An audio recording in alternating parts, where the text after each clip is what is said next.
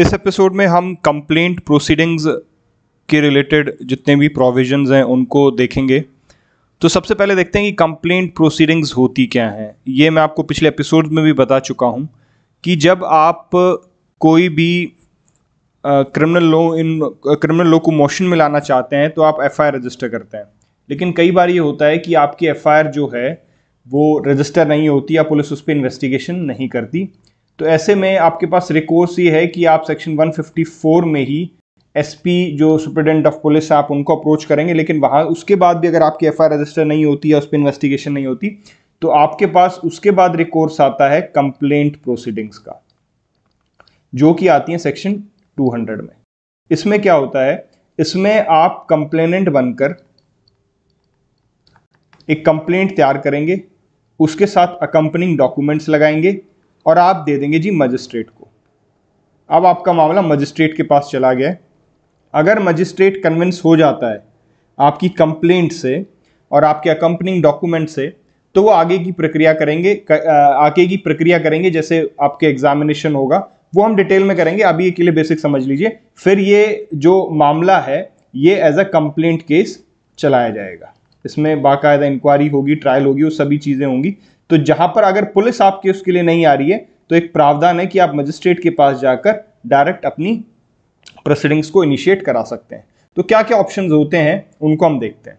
देखिए, ये complaint proceeding जब फाइल होगी तो जैसे मैंने आपको कहा कि आपके जो कंप्लेंट है प्लस उसके साथ जो डॉक्यूमेंट्स आपने लगाए होंगे उसको स्टडी करने के बाद फॉलोइंग प्रोबेबिलिटीज या ऑप्शंस हो सकते हैं। इन सबको हम डिटेल में करेंगे। मैं एक आपको ब्रॉड ओवरव्यू दे रहा हूं शुरुआत में। देखिए, सबसे पहले हो सकता है कि मजिस्ट्रेट बिल्कुल भी कन्विंस ना हो और इस पर वो कोई कार्रवाई ना करें, प्रोसीडिंग्स को ड्रॉप कर दें। ठीक है, जो आपकी कंप्लेंट है उसको पढ़ के मजिस्ट्रेट को लगता है कि नहीं, इसमें कोई ऑफेंस नहीं बनता है, फ्रीवॉलस है या इसमें ऑफेंस ही नहीं बनता है, तो वो कोई भी उसमें आगे प्रक्रिया नहीं करेंगे, प्रोसीडिंग्स को ड्रॉप कर दिया जाएगा। दूसरा, वो 156(3) का ऑर्डर दे सकते हैं जिसमें कि वो पुलिस को बोल रहे हैं कि आप इन्वेस्टिगेट कीजिए इस मामले में। ठीक है, वो खुद उस पर कोई कार्रवाई नहीं कर रहे हैं, खुद उसमें उन्होंने कोई प्रोसीडिंग्स को आगे नहीं बढ़ाया, लेकिन वो क्या कर रहे हैं, वो 156(3) में पुलिस को इन्वेस्टिगेट करने के लिए ऑर्डर दे रहे हैं। अब जब ये इन्वेस्टिगेशन होगी, क्योंकि 156(3) की इन्वेस्टिगेशन है, तो ये कहां पर होगी, चैप्टर 12 की इन्वेस्टिगेशन। और इसमें क्या होता है, पुलिस इन्वेस्टिगेट करेगी और फिर अपनी पुलिस रिपोर्ट, फाइनल रिपोर्ट पेश करेगी। अब इस फाइनल रिपोर्ट पर मजिस्ट्रेट कॉग्निजेंस लेगा। तो पुलिस रिपोर्ट पर मजिस्ट्रेट कॉग्निजेंस लेता है कौन से सेक्शन में, 191(b) में। ठीक है, उसके बाद अगला ऑप्शन क्या हो सकता है मजिस्ट्रेट के पास, कि मजिस्ट्रेट को लगे कि हां इसमें आगे कार्रवाई होनी चाहिए, मुझे इसमें आगे देखना चाहिए कि क्या मामला बनता है, तो वो कॉग्निजेंस ले लेंगे इसका। और कॉग्निजेंस लेने के बाद वो सबसे पहले क्या करेंगे, एग्जामिनेशन करेंगे। किसका एग्जामिनेशन, कंप्लेनेंट का और उनके जो भी विटनेसेस होंगे उनका एग्जामिनेशन। इस एग्जामिनेशन के बाद दो पॉसिबिलिटीज हो सकती हैं। एक तो मजिस्ट्रेट को क्लियर हो गया, डिसाइड उन्होंने कर लिया कि मुझे इस मामले में इश्यू ऑफ प्रोसेस करना है,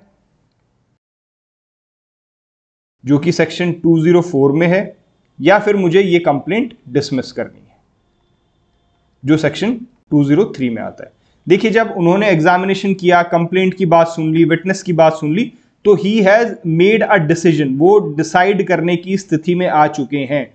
दिस मटेरियल, कंप्लेंट का मटेरियल, उसके बाद कंप्लेनेंट का एग्जामिनेशन का मटेरियल, विटनेस के एग्जामिनेशन का मटेरियल, ये तीनों चीज सफिशिएंट हैं डिसीजन तक पहुंचने में। मजिस्ट्रेट डिसाइड कर पाए कि भैया इसमें मैं यहीं पर इसको डिसमिस कर दूं कंप्लेंट को, या फिर मैं इश्यू ऑफ प्रोसेस करूं। इश्यू ऑफ प्रोसेस का अभी सिंप्लीफाई मतलब समझा देता हूं, बाकी इसको हम डिटेल में करेंगे। इश्यू ऑफ प्रोसेस की अब हम अक्यूज्ड को इस कार्रवाई के सिलसिले में बुलाकर उसको कार्रवाई से जोड़ें। मतलब एक तरीके से आप अक्यूज्ड को आप बुला रहे हैं कि भैया आप आ जाओ, आपके खिलाफ ऐसे ऐसे शिकायत आई है, कंप्लेंट आई है, और आप उसके बारे में अब इस पूरी कार्रवाई का हिस्सा बनिए, ट्रायल का हिस्सा बनिए। ठीक है, या फिर वो डिसमिस कर देगा। तो यहां पर वो डिसीजन ले पा रहा है। लेकिन ऐसा भी तो हो सकता है ना कि ये सब चीज सुनने के बाद उसने कंप्लेंट को देख लिया, उसने कंप्लेनेंट को एग्जामिन कर लिया, उसने विटनेसेस को एग्जामिन कर लिया, लेकिन उसके बाद भी he is not able to decide, he is not clear, अभी भी वो उतनी क्लैरिटी उस मामले में नहीं आई है कि वो प्रोसेस इशू करे या वो डिसमिस करे। तो क्या होता है, फिर आता है सेक्शन 202 पिक्चर में, जो कि पोस्टपोनमेंट कहता है कि आप पोस्टपोन कर दीजिए इशू ऑफ प्रोसेस, आप अभी प्रोसेस को इशू मत कीजिए। और आपको क्या डिस्क्रिशनरी पावर्स दी गई है मैजिस्ट्रेट को कि वो खुद इंक्वायरी करे या वो इन्वेस्टिगेशन कराए। अब इस इन्वेस्टिगेशन या इंक्वायरी से उसके बाद और क्लैरिटी आएगी और फिर वो डिसाइड करेगा कि भैया इसमें वो इश्यू ऑफ प्रोसेस करेगा या डिसमिसल ऑफ कंप्लेंट करेगा। ठीक है, तो सेक्शन 202 को भी हम आज के एपिसोड में देखेंगे। उसके बाद एक ऑप्शन और हो सकता है, जब कंप्लेंट, अच्छा ये जब कॉग्निजेंस लेगा, मैंने कहा यहां पर उसने कॉग्निजेंस ले लिया, तो कॉग्निजेंस उसने किस चीज पर लिया है, कंप्लेंट पर, क्योंकि कंप्लेंट आई थी, कंप्लेंट पे उसने कॉग्निजेंस लिया ना। यहां पर तो वो 191B की जब मैं बात कर रहा था तो वो कॉग्निजेंस ले रहे थे पुलिस रिपोर्ट पर, लेकिन इस मामले में वो कॉग्निजेंस किस पर ले रहे हैं, कंप्लेंट पर। और जब कंप्लेंट पर कॉग्निजेंस लेते हैं तो रिलेवेंट सेक्शन कौन सा है, सेक्शन 191 का ए। एक चौथा भी यहां पर, जैसे this was option 1, this is option 2, this is option 3 and there is a fourth option also. Fourth option में वो कंप्लेंट पे कॉग्निजेंस ना लेकर वो कॉग्निजेंस ले लेते हैं इंफॉर्मेशन पे 191C में। ये क्या है, इसको हम डिटेल में देखेंगे। अभी के लिए मैंने आपको एक ब्रॉड ओवरव्यू बता दिया है, चलिए अब आगे देखते हैं। अब अगला मुद्दा हमारे पास आता है कि कंप्लेंट केस में कॉग्निजेंस कब ली मानी जाएगी, कब हम ये कह सकते हैं कि मैजिस्ट्रेट ने कंप्लेंट केस में कॉग्निजेंस ले ली। देखिए बहुत सिंपल सा फंडा है, whenever the magistrate will apply his judicial mind, अब जुडिशियल माइंड किस पर अप्लाई करेगा वो, मैंने आपको क्या बताया था, दो चीज अवेलेबल है अभी उसके पास, कंप्लेंट, रिटर्न में जो कंप्लेंट है, प्लस डॉक्यूमेंट्स, उसके साथ जो डॉक्यूमेंट्स अटैच्ड हैं, अकंपनी है। इस पर वो अपना जुडिशियल माइंड अप्लाई करेगा और इस जुडिशियल माइंड को अप्लाई करने के बाद if he is able to decide or he is able to make up his mind that I should take further proceedings,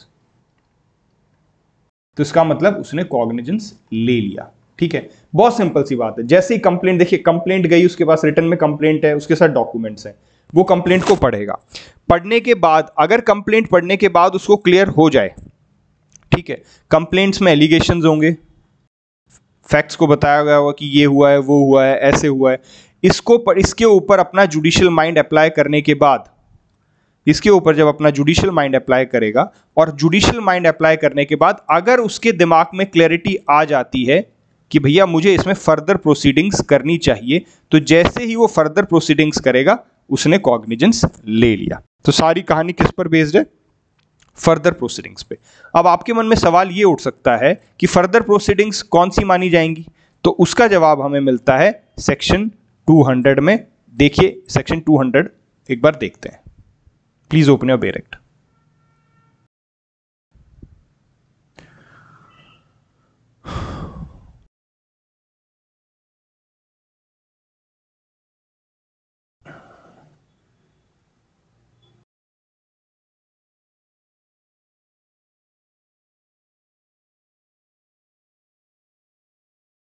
Just give me a second.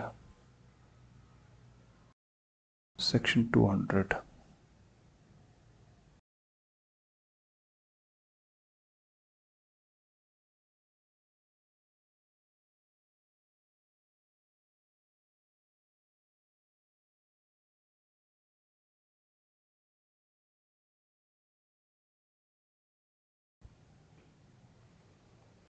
Ji, section 200 की heading है examination of complainant. ठीक है, heading में ही examination of complainant की बात कर रहे हैं, इसको पढ़ते हैं एक बार क्या कह रही है। देखिए, a magistrate taking cognizance of an offence on complaint shall examine upon oath the complainant and the witness present. इसको मार्क कर लीजिए, तो शैल को मार्क कर लीजिए, examine upon oath the complainant and the witnesses present. तो सबसे पहले जो सबसे पहली कार्रवाई जिसको हम फर्दर प्रोसीडिंग बोल रहे हैं, सबसे पहली कार्रवाई जो मजिस्ट्रेट करेगा वो क्या करेगा, वो कंप्लेनेंट को प्लस उसके विटनेसेस को एग्जामिन करेगा। एंड दिस इज मैंडेटरी, क्योंकि शैल शब्द का यहां पर प्रयोग किया गया है। अब वापस से उस पे चलते हैं। तो जैसे मैंने आपको कहा कि अगर हम फर्दर प्रोसीडिंग्स की बात कर रहे हैं तो फर्दर प्रोसीडिंग्स क्या मानी गई सेक्शन 200 में? सेक्शन 200 में फर्दर प्रोसीडिंग्स मानी गई examination of the complainant and his witness, जो उसके विटनेसेस हैं, ठीक है। और यहां पर मैंने बताया कि ये शैल है, दिस इज मैंडेटरी। तो अब क्लियर हो गया। तो जैसे ही उसने एग्जामिनेशन का ऑर्डर कर दिया, देखिए इसको आप रिवर्स में देखते हैं, जैसे ही उसने एग्जामिनेशन का ऑर्डर कर दिया इसका मतलब उसने फर्दर प्रोसीडिंग्स कर दी। जैसे ही उसने फर्दर प्रोसीडिंग्स कर दी इसका मतलब उसने कॉग्निजेंस ले लिया। आई होप दिस इज क्लियर कि कॉग्निजेंस कंप्लेंट केस में मजिस्ट्रेट तब लिया हुआ माना जाएगा जब वो डिसाइड कर ले अपना जुडिशियल माइंड अप्लाई करने के बाद कि यस मुझे इसमें फर्दर प्रोसीडिंग्स करनी चाहिए। और फर्दर प्रोसीडिंग्स क्या है कि वो ऑर्डर करे कि भैया एग्जामिनेशन करो, किसका? कंप्लेनेंट का और विटनेस का। तो जैसे ये ऑर्डर हो गया इसका मतलब कॉग्निजेंस ले लिया गया है, ठीक है। आई होप दिस इज क्लियर। अब सवाल ये उठता है, अब सवाल ये उठता है कि सेक्शन 156(3) का जब वो ऑर्डर कर रहा है, जैसे मैंने आपको बताया कि कंप्लेंट आई है और उसने फर्दर प्रोसीडिंग्स करने की बजाय उसने क्या किया? फर्दर प्रोसीडिंग्स का ऑर्डर नहीं किया, उसने 156(3) की इन्वेस्टिगेशन ऑर्डर कर दी। तो will it be taking cognizance? The answer is no, this is not taking cognizance. क्यों? कॉग्निजेंस इसमें कब ली जाएगी? इसमें कॉग्निजेंस ली जाएगी जब ये इन्वेस्टिगेशन पूरी हो जाएगी, पुलिस रिपोर्ट सबमिट होगी, उस पुलिस रिपोर्ट पर मजिस्ट्रेट कॉग्निजेंस लेगा।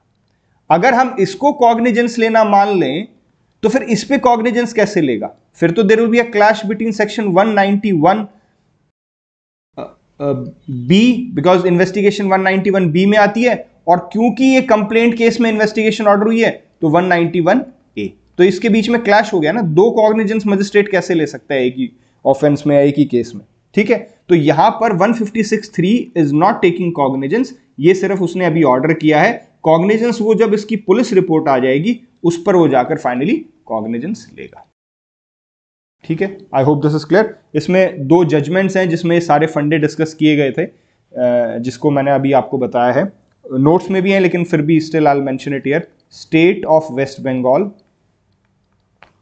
Versus Bijoy Kumar Bose,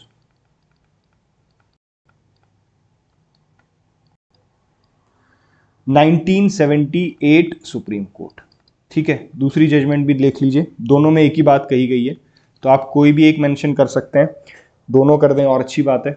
Gopal Singh Sindhi versus state of Assam, 1961 supreme court, ठीक है जी। चलिए अब आगे चलते हैं। अब सवाल यह आता है, मैंने आपको यह कहा था थोड़ी देर पहले कि एक ऑप्शन, जो चौथा ऑप्शन मैंने आपको बताया था, उसमें मैंने आपको एक ऑप्शन ये बताया था कि कंप्लेंट आई है, हम कंप्लेंट पे कॉग्निजेंस ना लेते हुए उसको इंफॉर्मेशन मान लें और उस इंफॉर्मेशन पर हम 191(C) में कॉग्निजेंस ले लें। देखिए जब कंप्लेंट पे कॉग्निजेंस लेंगे तो कौन से सेक्शन में लेंगे? 191(A) में लेंगे, ठीक है। लेकिन हम कंप्लेंट तो आई हमारे पास, लेकिन हम उसको कंप्लेंट ना मानते हुए हमने उसको इंफॉर्मेशन मान लिया, और इंफॉर्मेशन मानते हुए हमने उस पर कॉग्निजेंस ले लिया। तो ये कौन सी सिचुएशन में होगा, ये हम अब डिस्कस करते हैं। देखिए उसके लिए हमें क्या करना पड़ेगा, उसके लिए हमें जाना पड़ेगा कंप्लेंट की डेफिनेशन में। तो प्लीज आप अपना बेरेक्ट खोलिए और कंप्लेंट की डेफिनेशन चेक कीजिए। डेफिनेशन सेक्शन में जाइए, कंप्लेंट,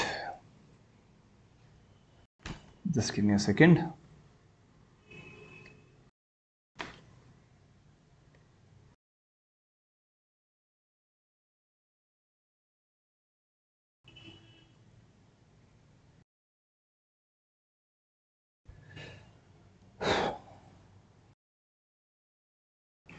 निकालिए सेक्शन 2D। सेक्शन 2D क्या कहता है? देखिए, complaint means any allegation, this is the first ingredient, any allegation made orally और in writing to a magistrate. एक एलिगेशन जो कि किसको दिया गया है? मैजिस्ट्रेट को। अभी मैं सिर्फ फर्स्ट इंग्रेडिएंट बता रहा हूं, any allegation made to a magistrate. Allegation में क्या है? That some person has committed an offence, अभी सिर्फ आप जो मैंने मार्क किया वो कीजिए। ये अपना इंग्रेडिएंट 1 हो गया।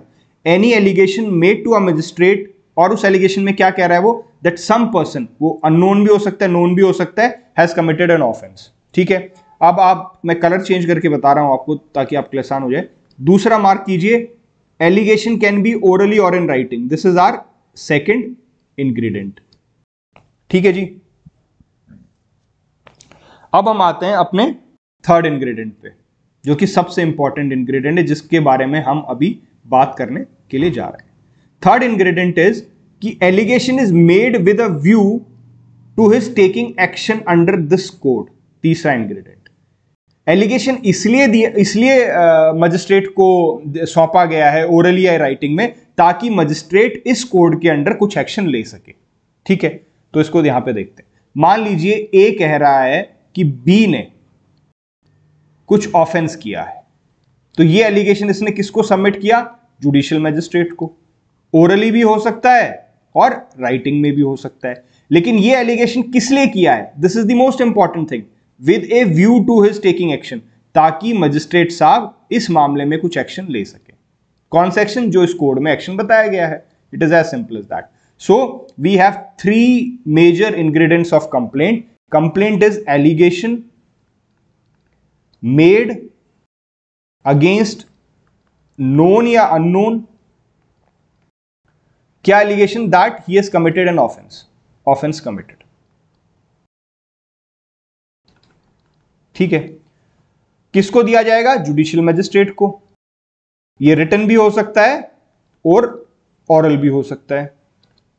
और तीसरी बात, with a view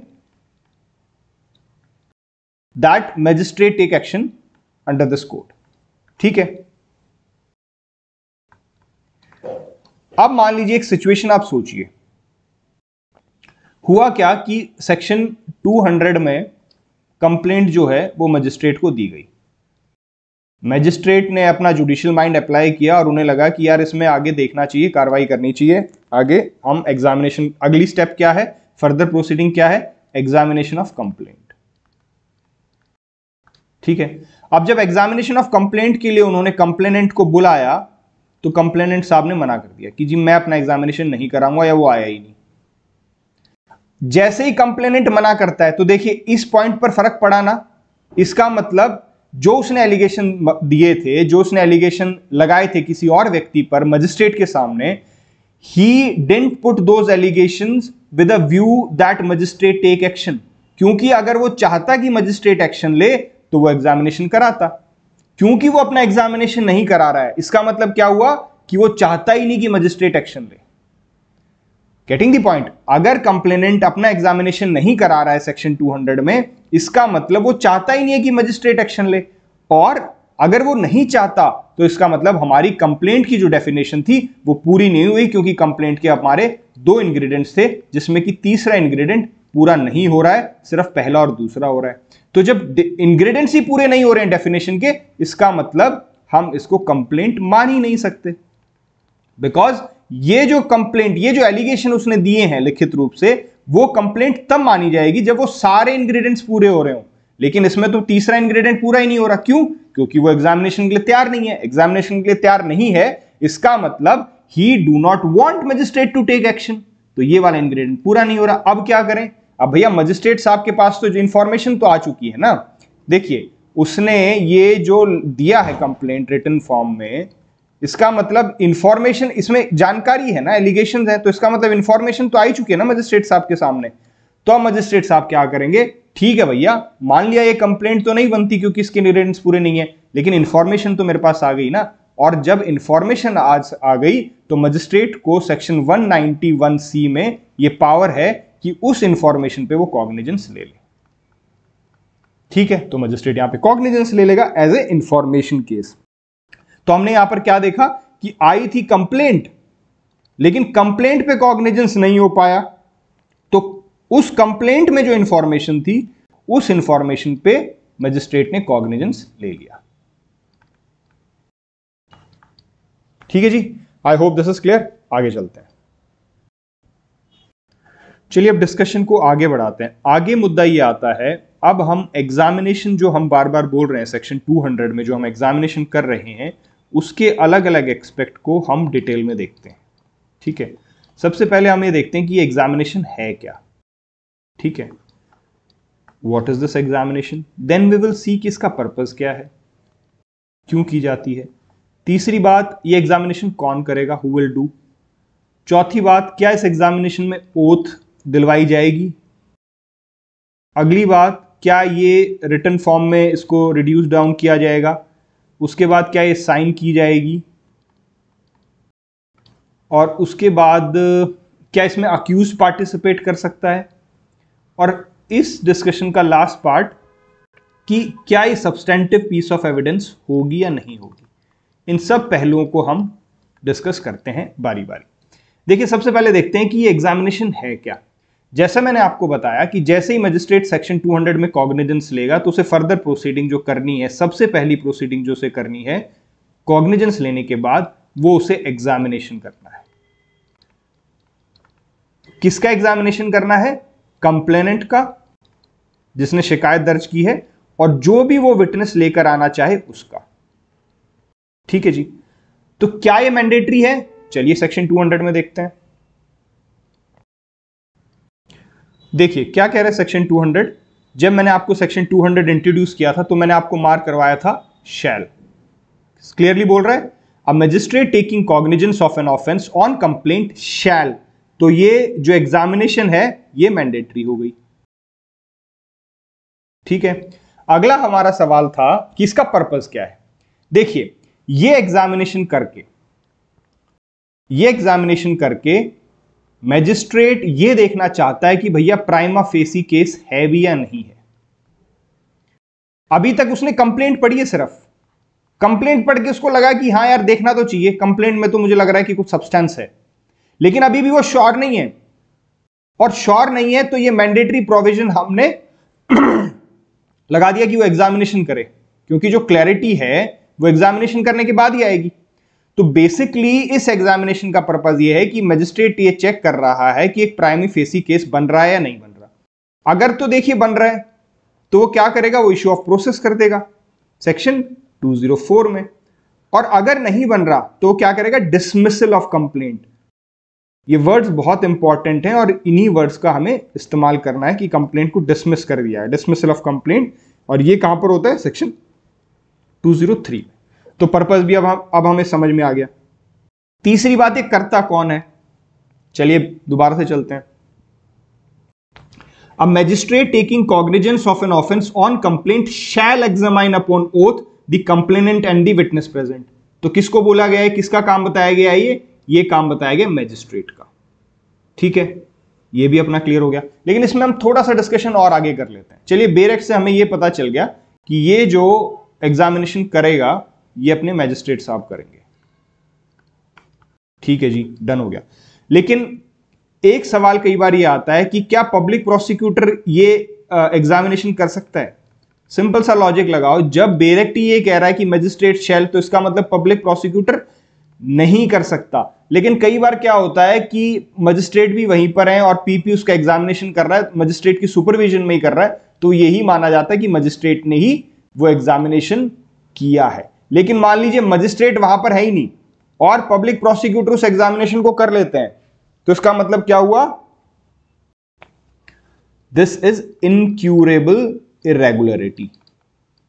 incurable irregularity क्या होती है वो मैं आपको थोड़ी देर में बताऊंगा, जब मैं डिटेल में इरेगुलरिटीज करूंगा, मे बी नेक्स्ट 5 मिनट्स। तब तक आप ये समझ लीजिए कि अगर वो एब्सेंस में कर रहा है, देखिए यहां पर एब्सेंस है, यहां पर मजिस्ट्रेट एब्सेंट है, पीपी ने कर ली, यहां पर मजिस्ट्रेट प्रेजेंट थे, तो ये क्या है, क्यूरेबल और ये इनक्यूरेबल। ठीक है जी, आगे चलते हैं। अब अगला सवाल हमारा ये था कि क्या इसमें ओथ ली जाएगी, ओथ। चलिए दोबारा से डायरेक्ट में चलते हैं।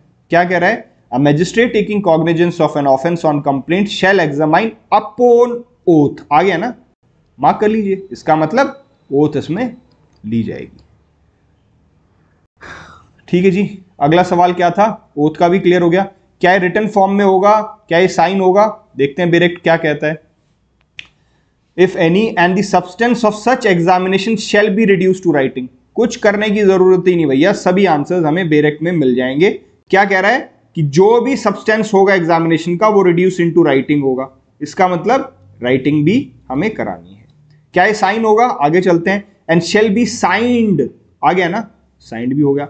अब देखना है कि कौन कौन करेगा sign, complainant, witness and the magistrate, तीनों साइन करेंगे। ठीक है, मान लीजिए ये जो एग्जामिनेशन हुआ है,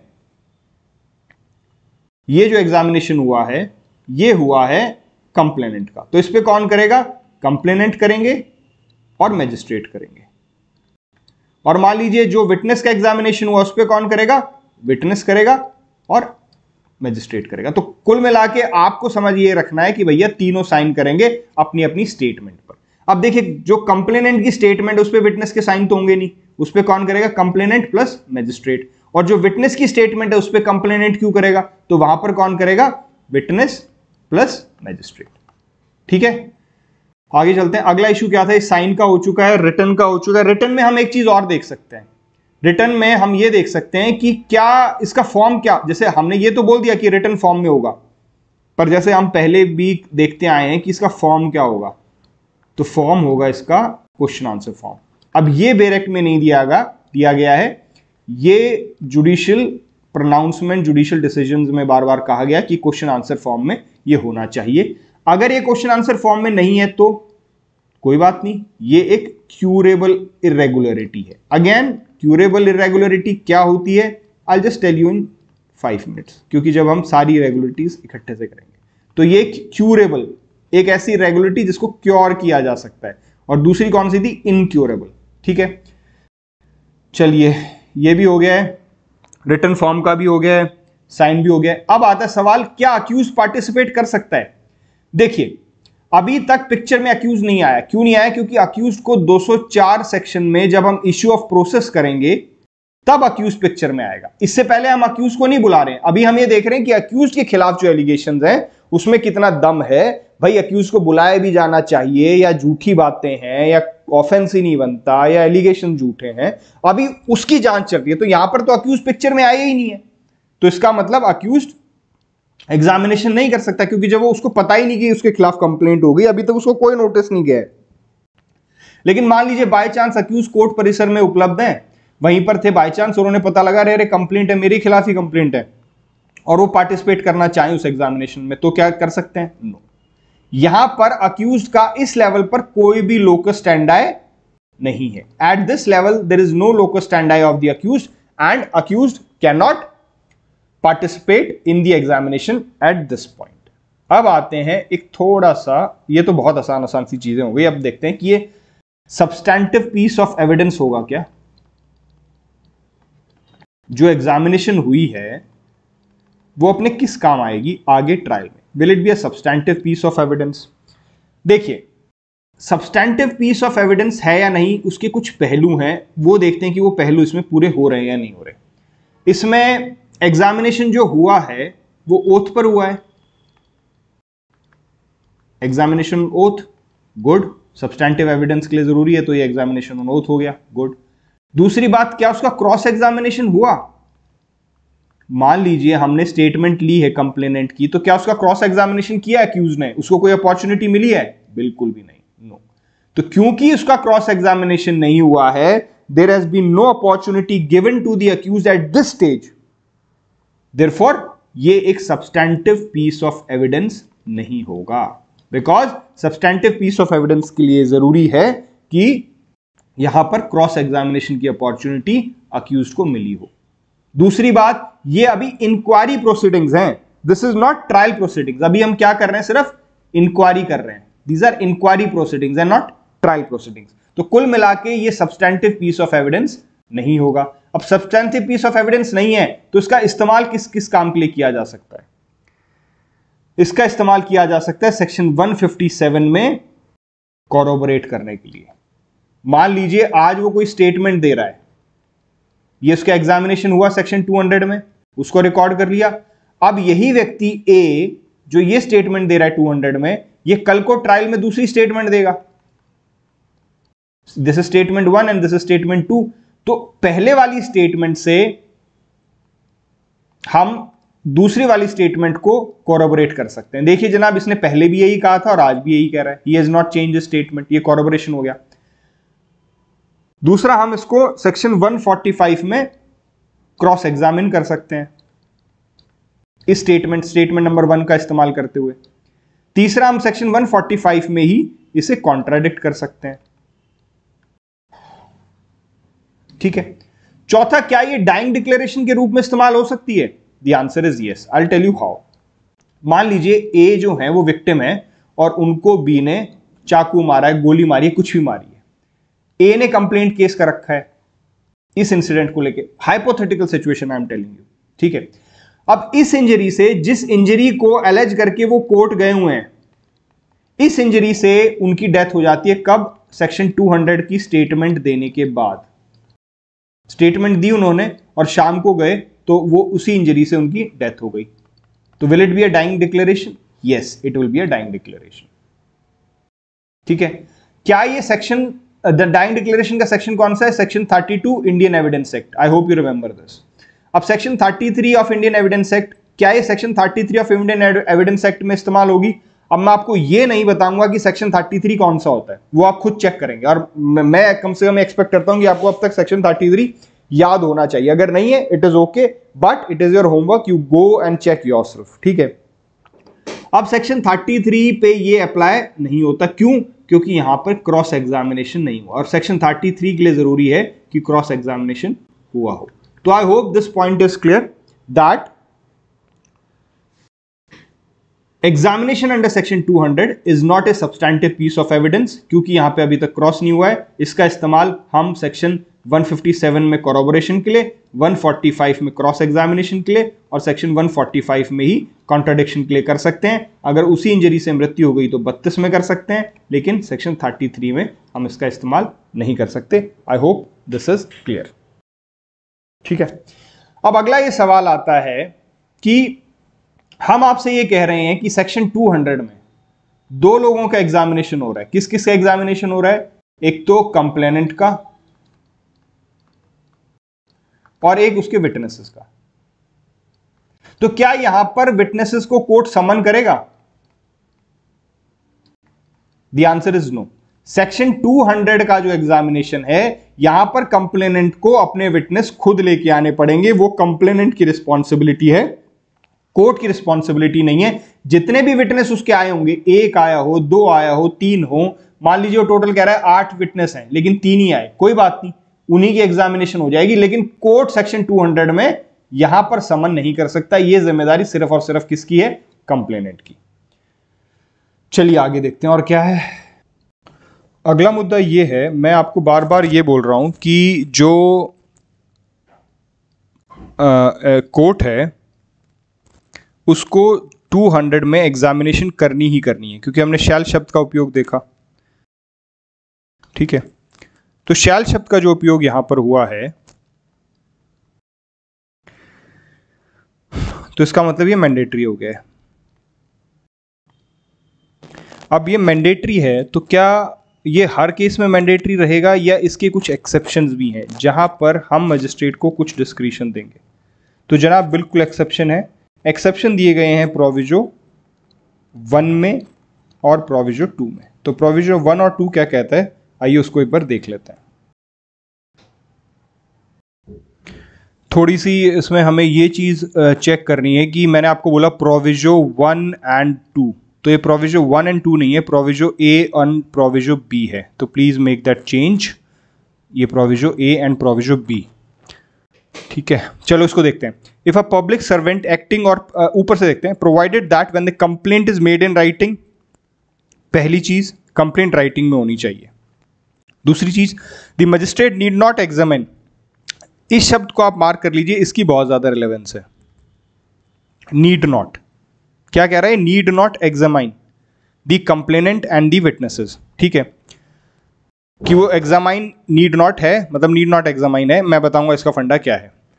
आगे कह रहा है ए में, if a public servant acting or purporting to act in the discharge of his official duties, mark कर लीजिए, पब्लिक सर्वेंट मार्क कर लीजिए और discharge of his official duties mark कर लीजिए। ठीक है। दूसरा है court or a court has made the complaint, या फिर किसी कोर्ट ने किया, ये भी मैं आपको बताऊंगा, सिर्फ मार्क कर लीजिए। बी में कहता है if the magistrate makes over the case for inquiry or trial to another magistrate under section 192, इसको मार्क कर लीजिए, ठीक है, और मेक्स ओवर मार्क कर लीजिए। अब मैं इसको आपको चार्ट पे समझा देता हूँ कि ये कह क्या रहा है। देखिए इसमें तो हमें कोई डाउट नहीं है कि हर जगह नहीं, सेक्शन 200 में इन्होंने शैल शब्द का उपयोग किया है कि भैया मैंडेटरी है एग्जामिनेशन, लेकिन फिर ये प्रोविजो में हमें 2 एक्सेप्शंस दे रहे हैं, इनफैक्ट 3 एक्सेप्शंस दे रहे हैं, जो कि उन्होंने 2 पार्ट्स में दिए हैं, हम 3 में देखेंगे उनको। जहां पर वो कह रहा है कि नहीं, कुछ मामले हैं जहां पर वो नहीं, मतलब उसका डिस्क्रिशन आ जाएगा, और प्रोविजो है ए एंड प्रोविजो बी। तो ये जो 1 और 2 मैंने बताया था आपको, I am sorry this is wrong, proviso A and proviso B. तो पहला प्रोविजो क्या है? पहला प्रोविजो ये कहता है, first exception is that the complaint should be in writing, complaint writing में होनी चाहिए, ठीक है। दूसरी बात, कंप्लेंट किसने दियो? पब्लिक सर्वेंट ने। और पब्लिक सर्वेंट में कैसे दियो? Discharge of his official duty.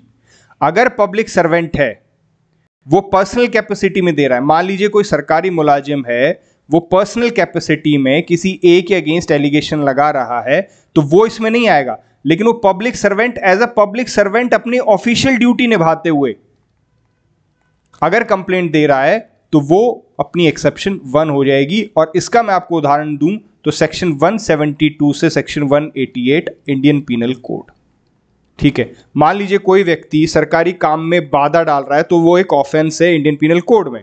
तो अब इसके अगेंस्ट कार्रवाई कैसे होगी? इसके अगेंस्ट कार्रवाई तब होगी ना जब वो पब्लिक सर्वेंट शिकायत दर्ज करेगा,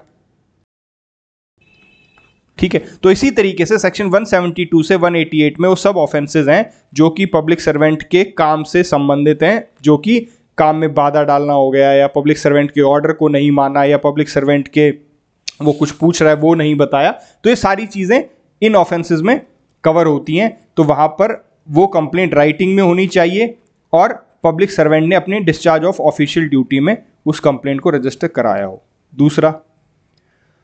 दूसरा ये कह रहा है कि स्टेटमेंट जो कंप्लेंट है वो राइटिंग में हो, प्लस वो किसी कोर्ट ने दी हो, और कोर्ट ने भी अपने किसके लिए? इन दी कैपेसिटी एज ए कोर्ट, ठीक है। ये आपके सेक्शंस आगे, सेक्शन 193, 195 सीआरपीसी, आप एक बार इनको चेक करेंगे, दिस इज योर होमवर्क, ठीक है। तीसरा वो कह रहा है अगर कॉग्निजेंस लेने के बाद वो सेक्शन 192 के तहत वो केस को मेक ओवर कर रहे हैं। मेकिंग ओवर मैं आपको बता चुका हूं, जब एक मजिस्ट्रेट दूसरे मजिस्ट्रेट को केस ट्रांसफर करता है तो उसको बोलते हैं मेकिंग ओवर, ठीक है। तो ये बोल रहा है कि ये मजिस्ट्रेट ने कॉग्निजेंस लिया, अब ये ट्रांसफर होके जाएगा इस मजिस्ट्रेट के पास, तो भी ये डिस्क्रिशन है कि ये एग्जामिनेशन करे या एग्जामिनेशन नहीं करे। लेकिन मान लीजिए इसने एग्जामिनेशन नहीं किया, this is magistrate blue and this is magistrate green. अब जो ब्लू मजिस्ट्रेट हैं इन्होंने एग्जामिनेशन नहीं किया, तो ग्रीन मजिस्ट्रेट उसका एग्जामिनेशन कर लेंगे, सिंपल, कोई लॉजिक ही नहीं लगता। लेकिन मान लीजिए ब्लू मजिस्ट्रेट ने एग्जामिनेशन कर लिया, मैंने क्या कहा था यहां पर डिस्क्रिशन, और डिस्क्रिशन क्यों है वो बिल्कुल लास्ट में बताऊंगा, सिर्फ 1 मिनट और रुक जाइए। यहां पे मजिस्ट्रेट का डिस्क्रिशन है कि वो एग्जामिनेशन करे या ना करे। तो मैंने आपको कहा कि उसने डिस्क्रिशन का इस्तेमाल करते हुए एग्जामिनेशन कर लिया और उसके बाद केस को मेक ओवर कर दिया दूसरे मजिस्ट्रेट के पास, मजिस्ट्रेट ग्रीन के पास। तो क्या ये मजिस्ट्रेट अब एग्जामिनेशन करेगा? यहां पर इसका डिस्क्रिशन आ गया, ये चाहे तो उसको री एग्जामिन कर सकता है और चाहे तो ये ना करे, क्योंकि ये ऑलरेडी कर चुका है। आई होप दिस इज क्लियर। अब मैं आता हूं इस डिस्क्रिशन वाली बात पे कि बार बार मैं ये क्यों कह रहा हूं कि डिस्क्रिशन। देखिए मैंने आपको ये दिखाया कि यहां पे जो वर्ड यूज किया गया वो क्या यूज किया? Need not examine. यहां पे शैल शब्द का उपयोग नहीं किया उन्होंने। जब भी कुछ मैंडेटरी करना होता है तो वो क्या कहते हैं? शैल। लेकिन they have not use the word shall here. What have they used? They have used the word need not examine. इसका मतलब एग्जामिन करने की जरूरत नहीं है। कौन तय करेगा एग्जामिन करने की जरूरत है या नहीं है? मैजिस्ट्रेट। लेकिन अगर जरूरत है तो क्या वो कर सकता है? यस। ठीक है, तो यहां पर उसका डिस्क्रिशन है कि इन तीनों मामलों में मजिस्ट्रेट एग्जामिनेशन कर सकता है या नहीं कर सकता। बाकी सभी मामलों में इट इज मैंडेटरी कि सेक्शन 200 में कॉग्निजेंस लेते ही फर्दर प्रोसीडिंग में सबसे पहला काम एग्जामिनेशन ऑफ कंप्लेनेंट है। लेकिन इन 3 मामलों में मजिस्ट्रेट चाहे तो एग्जामिनेशन कर सकता है, ना चाहे तो ना करे। It is his discretion, he is the best जज, लेट हिम डिसाइड। ठीक है जी, चलिए आगे चलते हैं। अब कुछ पॉइंटर्स हैं और बहुत सिंपल से फंडे हैं, उनको देख लेते हैं। मान लीजिए there are multiple complainants, A, B, C और डी, ये 4 आदमी मिलके एक कंप्लेंट फाइल करते हैं, 1 कंप्लेंट। तो क्या इन सबका एग्जामिनेशन होगा या सिर्फ एक ही एग्जामिनेशन से बात बन जाएगी? Answer is all 4। जितने भी कंप्लेनेंट हैं सेक्शन 200 में जो एग्जामिनेशन होगा वो सबका होगा। ठीक है। दूसरी बात ये आता है कि मान लीजिए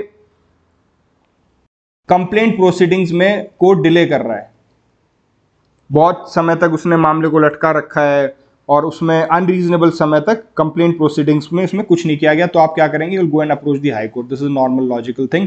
सेक्शन 488 की पावर्स का यहां पर हाई कोर्ट इस्तेमाल कर सकता है। चलिए अब हम देखते हैं इर्रेगुलरिटीज। अब इर्रेगुलरिटीज के बारे में जब भी मैं आपसे बात कर रहा हूं तो मैं आपसे 2 चीज के बारे में बात कर रहा हूं, एक तो क्यूरेबल और दूसरी इनक्यूरेबल। देखिए इनक्यूरेबल इर्रेगुलरिटीज वो होती है। अच्छा, इर्रेगुलरिटीज क्या है? इर्रेगुलरिटीज की लॉ आपको कहता है कि एक काम आपको ऐसे करना है और आप उसकी बात ना मानते हुए उस काम को ऐसे कर देते हैं या उस काम को ऐसे कर देते हैं, तो दिस इज इर्रेगुलरिटी। ठीक है। अब हमें देखना है कि इर्रेगुलरिटी में कौन सी इर्रेगुलरिटी होती है, क्यूरेबल होती है, एक इनक्यूरेबल। अब जैसे नाम से ही समझ में आ रहा है, इनक्यूरेबल, भाई जिसको ठीक नहीं किया जा सकता। अगर इनक्यूरेबल इर्रेगुलरिटी है तो प्रोसीडिंग दोबारा ही करनी पड़ेगी।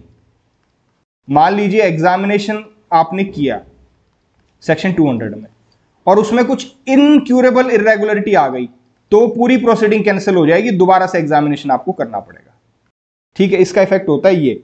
इनक्यूरेबल इर्रेगुलरिटी वो वॉइड अब इनिशियो होती है, वो शुरुआत से ही वॉइड है, इसलिए उसको बिल्कुल खत्म करके भैया दोबारा से आपको वो प्रोसीडिंग करनी पड़ेगी जो प्रोसीडिंग आपकी इर्रेगुलर है और वो इनक्यूरेबल है। लेकिन क्यूरेबल इर्रेगुलरिटी वॉइड अब इनिशियो नहीं होती है। इसमें हमें एक स्टेप फर्दर जाना पड़ेगा। एक स्टेप फर्दर जाके इसमें हमने क्या देखना पड़ेगा कि इसमें फेलियर ऑफ जस्टिस हुआ है या नहीं। भाई कोई आपने लॉ की प्रोसीजर को फॉलो नहीं किया, उससे क्या कुछ फेलियर ऑफ जस्टिस हुआ है अक्यूज को? अगर तो फेलियर ऑफ जस्टिस हुआ है तो इसको हम क्या कर देंगे? वॉइड कर देंगे और इस प्रोसीडिंग को कैंसिल कर देंगे, ये भी फ्रेश प्रोसीडिंग होगी। और अगर फेलियर ऑफ जस्टिस नहीं हुआ है तो हम इस प्रोसीडिंग को वॉइड नहीं करेंगे, इसी प्रोसीडिंग्स को हम यूज में ले आएंगे। आई होप दिस इज क्लियर। तो इर्रेगुलरिटी वो है जो लॉ आपसे कुछ कह रहा था और आपने उस तरीके से नहीं किया। जैसे मान लीजिए जुडिशियल प्रोनाउंसमेंट में ये कहा गया है कि जो एग्जामिनेशन है वो क्वेश्चन आंसर फॉर्म में होना चाहिए। अब आपने क्वेश्चन आंसर फॉर्म में नहीं किया तो ये क्या है? क्यूरेबल इर्रेगुलरिटी है। अब कोर्ट क्या चेक करेगा कि क्वेश्चन आंसर फॉर्म में नहीं करने के कारण क्या अक्यूज्ड के साथ फेलियर ऑफ जस्टिस तो नहीं हुआ है। अगर फेलियर ऑफ जस्टिस हो गया तो वो वॉइड हो जाएगी, दोबारा से एग्जामिनेशन करना पड़ेगा। और अगर नहीं हुआ है तो उसको चला लो, कोई बात नहीं, हम क्वेश्चन आंसर फॉर्म में नहीं है तो भी उसको मान लेते हैं, चल जाएगा। लेकिन मान लीजिए कोई ऐसी इर्रेगुलरिटी है जो इनक्यूरेबल है, तो भैया इनक्यूरेबल इर्रेगुलरिटी तो पहले से ही वॉइड एब इनिशियो है, उसको तो आपको उस प्रोसीडिंग को दोबारा करना ही करना पड़ेगा। मैं कुछ एग्जाम्पल्स के साथ ये डिस्कस करता हूं। देखिए पहला एग्जाम्पल देखते हैं। जैसा मैंने कहा कि एग्जामिनेशन जो था वो हमने क्वेश्चन आंसर फॉर्म में रिकॉर्ड नहीं किया, तो एक ऐसी इर्रेगुलरिटी मैंने आपको बताई, क्यूरेबल इर्रेगुलरिटी। ठीक है जी, अगला देखते हैं। जो एग्जामिनेशन मैंने आपको बोला उसके सिग्नेचर होने चाहिए, किसके? कंप्लेनेंट के और विटनेस के और मजिस्ट्रेट के, तीनों के। मान लीजिए कंप्लेनेंट के सिग्नेचर उस पर नहीं है, कंप्लेनेंट की स्टेटमेंट ले ली लेकिन कंप्लेनेंट के सिग्नेचर नहीं है, तो भैया ये इनक्यूरेबल इर्रेगुलरिटी है, आपको दोबारा से एग्जामिनेशन करना पड़ेगा। ये नहीं मानेंगे हम, क्योंकि जब एक बार कह दिया कि साइन कराने हैं तो कराने हैं। इसमें हम ये चेक नहीं करेंगे कि भैया जस्टिस वाला फंडा की अक्यूज के साथ कुछ इनजस्टिस तो नहीं हुई है, जस्टिस फेल तो नहीं हुआ है, ये नहीं चेक करेंगे हम ये देख रहे हैं कि जब आपको साइन करने के लिए बोला था, आपने साइन नहीं किया, तो ये इनक्यूरेबल इरेगुलरिटी है। ठीक है, same is the case with witness. मान लीजिए आपने विटनेस की स्टेटमेंट ले ली, उस स्टेटमेंट पर आपने विटनेस के साइन नहीं लिए, तो this is an incurable irregularity. इस इरेगुलरिटी को क्योर नहीं किया जा सकता। इसका सिर्फ और सिर्फ समाधान एक है, ये प्रोसीडिंग को नहीं मानेंगे, दोबारा से एग्जामिनेशन आप कीजिए और उस पर फिर साइन कराइए। तीसरा देखते हैं, मान लीजिए मैजिस्ट्रेट ने साइन नहीं किए, तो this is also an incurable irregularity. Sign इतना इंपॉर्टेंट है कि उसको हमने इनक्यूरेबल मान लिया, उसको हम किसी भी तरीके की माफी नहीं देंगे। चौथा देखते हैं, court examine the complainant but didn't examine the witnesses though they were present in the court. ठीक है, मान लीजिए कंप्लेनेंट को, मैंने आपको क्या कहा, कंप्लेनेंट को एग्जामिन करना और विटनेस को करना है। अब कंप्लेनेंट को तो कर लिया लेकिन विटनेस को नहीं किया, जबकि वो कोर्ट में ही थे। ये क्या है आपकी, बताइए? नहीं, इसमें हमें एक स्टेप और आगे जाना पड़ेगा। अगर देखिए इस कारण से विटनेस को उसने एग्जामिन नहीं किया और फिर उसने क्या किया, कंप्लेंट को डिसमिस कर दिया, तो ये क्या हो जाएगा, इनक्यूरेबल इरेगुलरिटी। इनक्यूरेबल है, हम इसको नहीं मानेंगे, दोबारा से आप एग्जामिनेशन करेंगे। और अगर उसने इश्यू ऑफ प्रोसेस कर दिया, मतलब उसने अक्यूज को बुला लिया, तो ये क्या हो जाएगा, क्यूरेबल इरेगुलरिटी। अब इसमें हम ये देखेंगे कि अक्यूज के साथ कुछ इनजस्टिस तो नहीं हो रहा है। अगर अक्यूज के साथ इनजस्टिस हो रहा है तो फिर ये क्या हो जाएगी, ये इनक्यूरेबल हो जाएगी और इसको हम कैंसिल कर देंगे। दोबारा से आप इन सब विटनेसेस के एग्जामिनेशन कराओ, मतलब दोबारा से तो क्या इनके तो हो ही नहीं है, तो इन विटनेसेस के आप एग्जामिनेशन कराओ। आई होप दिस इज क्लियर। मैं आपको ये बोल रहा हूं, इसमें मैं दोबारा से बता देता हूं, थोड़ा सा हो सकता है कॉम्प्लिकेटेड हो। मैं आपको सिर्फ सिंपल सी एक बात बोल रहा हूं कि देखिए हो क्या रहा है। कंप्लेनेंट का आपने एग्जामिनेशन कर लिया, कंप्लेनेंट के साथ विटनेस भी कोर्ट में आए हुए थे, लेकिन आपने विटनेसेस का एग्जामिनेशन नहीं किया। ठीक है जी, जब आपने विटनेसेस का एग्जामिनेशन नहीं किया तो अब आपने कमी तो छोड़ दी, क्योंकि 200 तो कह रहा है कि आपको विटनेस और कंप्लेनेंट दोनों का एग्जामिनेशन करना है। तो अब इसको इनक्यूरेबल माने या इसको क्योरेबल माने, तो इसका फैसला यह किया जाएगा कि अगला स्टेप मजिस्ट्रेट ने क्या उठाया। इस एग्जामिनेशन के बाद अगर वो उस कंप्लेंट को डिसमिस कर देते हैं तो ये हो जाएगा इनक्यूरेबल। ये बिल्कुल अलाउड नहीं होगा कि आपने बिना सुने विटनेसेस को डिसमिस कर दिया। लेकिन मान लीजिए वो इश्यू ऑफ प्रोसेस कर देता है, तो अल्टीमेटली कंप्लेनेंट क्या चाह रहा था, कंप्लेनेंट भी तो यही चाह रहा था ना कि इश्यू ऑफ प्रोसेस हो जाए, कार्रवाई आगे चले। तो इसमें तो कंप्लेनेंट का तो कोई नुकसान नहीं हुआ, लेकिन ये इनक्यूरेबल इरेगुलरिटी हो गई। क्यों? क्योंकि अगर अक्यूज्ड को नुकसान हुआ है तो इस इरेगुलरिटी को हम सीरियसली लेंगे और एग्जामिनेशन विटनेस का भी करने के लिए बोला जाएगा। चलिए अगला देखते हैं।